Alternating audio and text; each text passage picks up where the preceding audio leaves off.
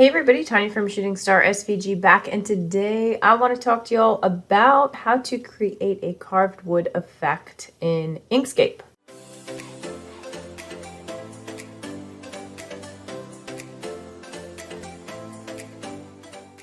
So if this is your first time here, go ahead and click on like and subscribe below, as that does keep you motivated to continue making these videos, so that way you can grow your business and change your life.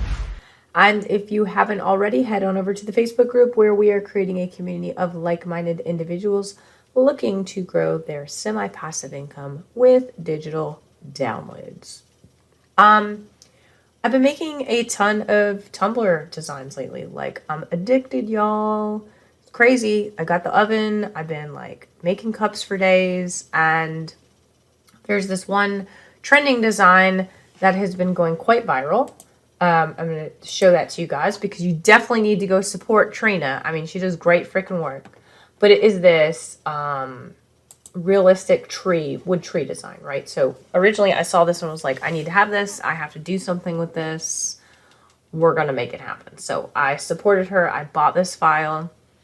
I'm going to stand on my soapbox and say, if you're seeing this one dumped in groups, just go buy it from her. It's a few dollars and you'll make killer freaking sales, okay? In real life. People love this for Valentine's Day, especially with the personalization. And so I'm going to show you how to personalize this one. So 1, go support Trina, and 2, thank you logos by Nick, because I'm using his wisdom to help y'all. Okay. So with that being said, computer screen, support Trina.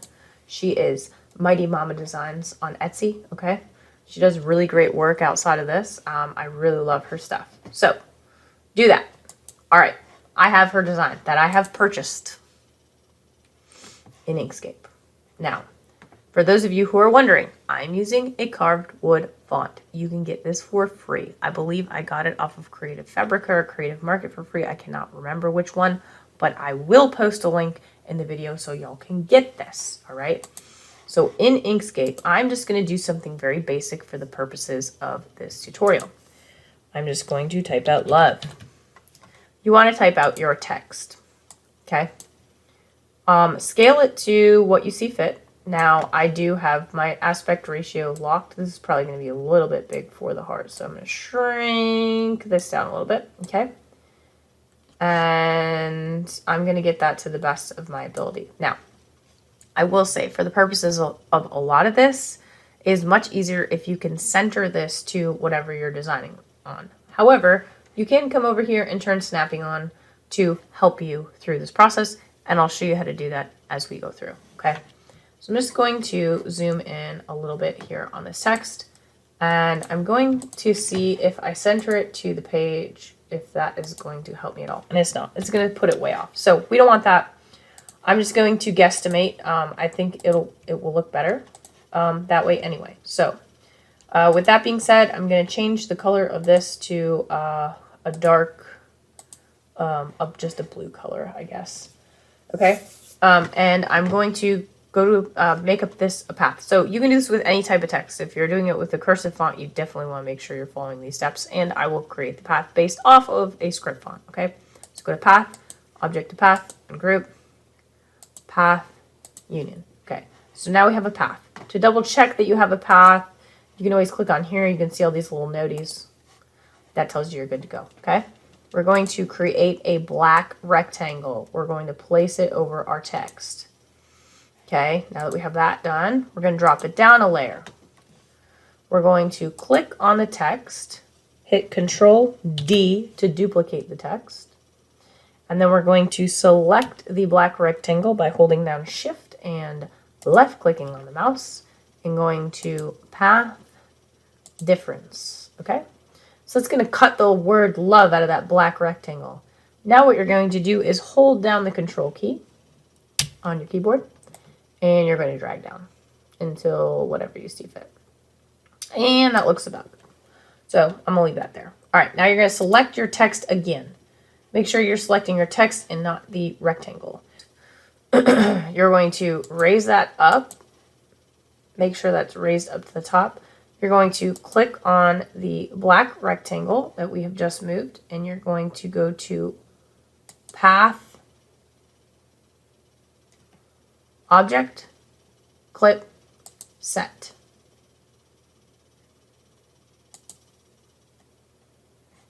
Bring that up a level if you need to.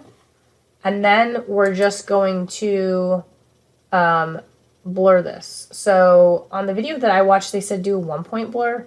When I did that, I didn't really see much of a difference. So what I did is I just used my slider until I thought that it looked good. So I'm about happy with an 8.5. So don't be afraid to mess around with that. Change the blur to whatever you see fit and enjoy playing around with it, right? Because it is a process. And it's a fun process, right? It's a fun process. We're learning things. So now that we have this, we're going to go and we're going to click on our wood image. We're going to duplicate that. Control D, okay? I'm going to hold down Control. I'm going to move this sucker over. All right, so we're good. Now you're going to go to Extensions, Raster, HSB, that's Hotel Sierra Bravo Adjust. Now, you can see that my hue is 0, my saturation is 50, my brightness is 50. This could be different for you depending on what you're utilizing. So you can do this with other textures outside of just wood. You could do it with denim. You could do it with any texture, really, that you wish.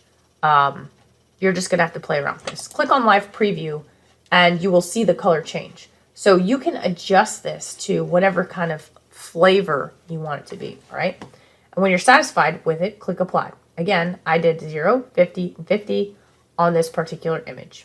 Apply. Now we can go ahead and close out of that. So now we're going to select our text and make sure that you're selecting the text. You can tell by whatever the fill color is, you don't want to select the shadow, okay? You're going to go hit Control D to duplicate, and you're going to move this over. So for me, I'm going to hold down Control, and I'm going to drag it. And I'm going to approximate this to where I'm sitting on the current heart. But it doesn't have to be perfect, right? That's the nice thing about creation. It does not have to be perfect. Nobody will know. And I'll show you that in just a second. Once you get that duplicated over there, you have your text selected, hold down Shift, select the darker wood, and then go to Object, Clip, Set. Okay? Now you have this darker wood here. This is where the snap comes in handy, okay? Turn your snapping on. You're going to go ahead and drag this sucker back over, and it's going to snap right in there, okay? So it's actually going to snap over your blue text. You can go ahead and turn snapping off now. All right? Now you're going to drop that down. So you can see that this is already starting to take shape, right? But we're not ready for all that yet. We're still messing around. So go ahead and select your blue text, okay? You're going to duplicate it again, boop. And then you're going to make it white.